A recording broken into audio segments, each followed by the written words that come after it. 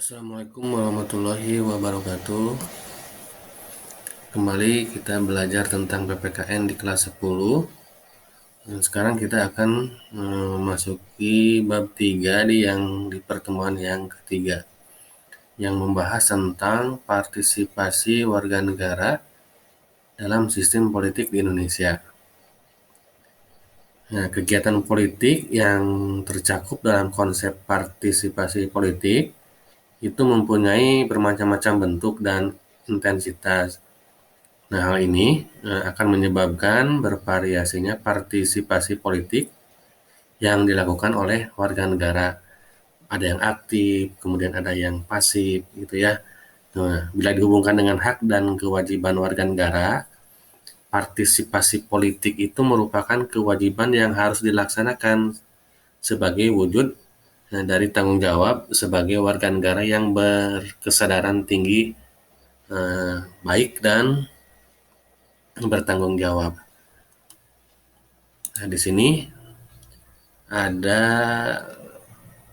definisi partisipasi politik menurut bahwa partisipasi politik adalah kegiatan pribadi warga negara yang legal yang sedikit banyak langsung bertujuan untuk mempengaruhi seleksi pejabat-pejabat negara dan atau tindakan-tindakan yang diambil oleh mereka.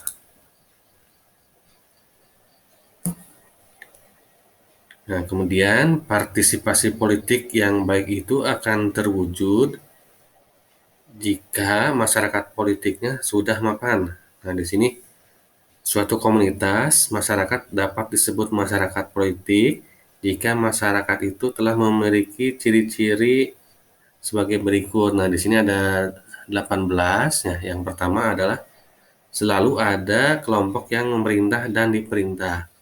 Nah, kemudian yang keduanya ada memiliki sistem pemerintahan tertentu yang mengatur kehidupan masyarakat.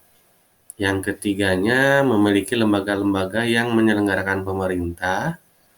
Kemudian yang keempatnya memiliki tujuan tertentu yang mengikat seluruh masyarakat. Kemudian yang kelimanya memahami informasi dasar tentang siapa yang memegang kekuasaan dan bagaimana sebuah institusi itu bekerja. Kemudian yang keenamnya dapat menerima perbedaan pendapat. Kemudian yang ketujuhnya memiliki kepedulian dan kepekaan terhadap masalah-masalah yang dihadapi. Kemudian yang kedelapannya memiliki rasa tanggung jawab terhadap perkembangan dan keadaan negara dan bangsanya. Nah, kemudian yang kesembilan memiliki kesadaran untuk berpartisipasi dalam kegiatan perumusan, penentuan kebijakan negara, mengawasi dan mendukung pelaksanaan kebijakan tersebut dalam berbagai bidang kehidupan.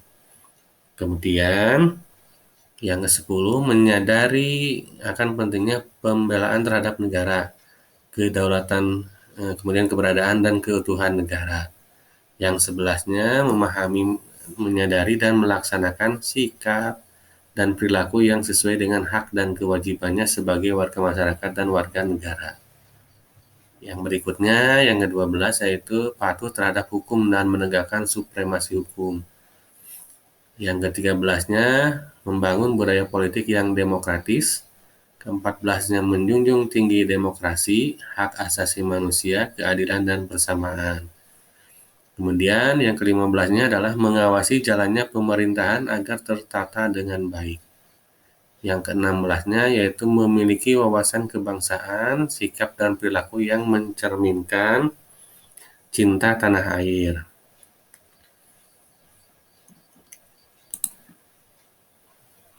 Nah, dari karakteristik di atas, secara sederhana, masyarakat politik berkedudukan sebagai masyarakat yang menjalankan aktivitas yang berkaitan dengan kekuasaan negara sebagai penyelenggara kekuasaan negara atau sebagai pengawas pelaksanaan kekuasaan negara dalam bentuk, nah di sini ada dua ya, yang satu dalam bentuk formal bisa melalui DPR, kemudian yang keduanya melalui institusi informal. Nah, kemarin kan sudah dibahas ya di pertemuan yang pertama, yaitu tentang partai politik, kelompok kepentingan, dan kelompok menekan. Nah, kemudian partisipasi politik itu dapat terwujud dalam bentuk perilaku anggota masyarakat. Partisipasi dan perilaku politik itu harus berlandaskan pada nilai dan norma yang berlaku. Nah, di sini ada 3 contoh partisipasi dan perilaku politik yang sesuai dengan nilai dan norma yang berlaku. Nah, di sini ada 3, yaitu di lingkungan sekolah, yang keduanya di lingkungan masyarakat, yang ketiganya di lingkungan negara. Nah, bagaimana di lingkungan sekolah? Nah, di sini harus diingat bahwa tadi ya, partisipasi dan perilaku politiknya itu harus mengikuti aturan atau norma. Yang pertama, kalau yang di sekolah ya, yaitu aturannya mengikuti Pancasila, Undang-Undang Dasar tahun 1945, kemudian Undang-Undang RI nomor 9 tahun 1998 tentang kemerdekaan menyampaikan pendapat di muka umum. Kemudian tata tertib di sekolah kalian masing-masing. Nah, di sini ada contoh perilaku atau partisipasi politik secara langsung, kemudian yang keduanya demokrasi secara tidak langsung. Nah, contoh yang demokrasi langsung. Nah, di sini misalkan pemilihan ketua kelas, pemilihan ketua OSIS, atau organisasi ekskul yang lain seperti pramuka, pecinta alam, PMR, Paskibra, dan seterusnya.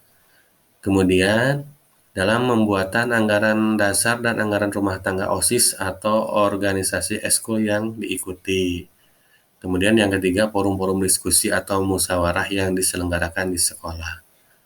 Nah, kemudian yang tidak langsungnya yaitu dapat menyampaikan aspirasi dan pendapatnya melalui usulan dan saran yang ditujukan kepada pejabat sekolah atau pejabat pemerintahan. Atau dengan cara yang lain bisa ditempuh dengan membuat artikel yang berisi aspirasi yang dimuat di majalah dinding atau buletin sekolah. Nah, kemudian bagaimana partisipasi politik dan perilaku politik di lingkungan masyarakat. Nah, sama ada aturannya juga atau normanya. Yang pertama, nah di sini sama ya, yang satu dan kedua tentang mengikuti aturan Pancasila, Undang-Undang Dasar tahun 1945, kemudian peraturan perundangan yang terkait misalnya Undang-Undang HAM, Undang-Undang Partai Politik, dan sebagainya. Kemudian peraturan yang berlaku di lingkungan setempat seperti peraturan RT, RW, atau Perdes ya. Kemudian norma-norma yang berlaku di masyarakat tersebut. Nah, di sini sama ada yang langsung, kemudian ada demokrasi yang tidak langsung. Demokrasi langsung contohnya adalah forum warga atau kegiatan warga ya. Kemudian pemilihan ketua RT, RW, kepala desa, ketua organisasi masyarakat, pemuda misalkannya Karang Taruna. Kemudian pembuatan peraturan yang berupa AD dan ART bagi organisasi masyarakat tersebut. Kemudian yang tidak langsungnya yaitu penyampaian pendapat atau aspirasi baik lisan maupun tertulis dapat melalui lembaga perwakilan rakyat atau melalui media massa seperti koran atau majalah. Kalau di desa itu ada namanya BPD ya. Kemudian yang berikutnya di lingkungan negara, contoh aturan perilaku politik dan partisipasi politik. Nah, di sini aturannya lebih banyak ya dibanding dengan di sekolah maupun yang di masyarakat. Yang pertama, aturan norma Pancasila ya, yang terkandung di Pancasila. Kemudian Undang-Undang Dasar tahun 1945. Kemudian Undang-Undang RI nomor 12 tahun 2002 tentang pemilu. Kemudian Undang-Undang RI tahun 31 nomor 31 tahun 2002 tentang partai politik.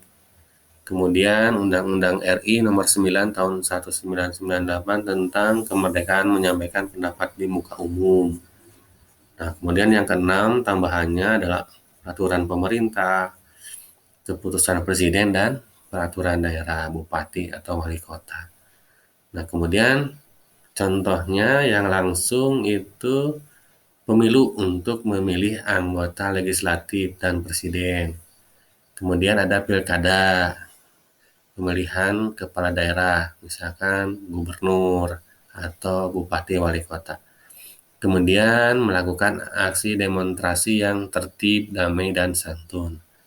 Kemudian contoh yang tidak langsungnya adalah penyampaian aspirasi melalui lembaga perwakilan rakyat, partai politik, atau organisasi masyarakat dan media massa. Nah, ini berhubungan dengan kemarin ya, yang di bab pertemuan yang pertama di bab ketiga, yang infrastruktur.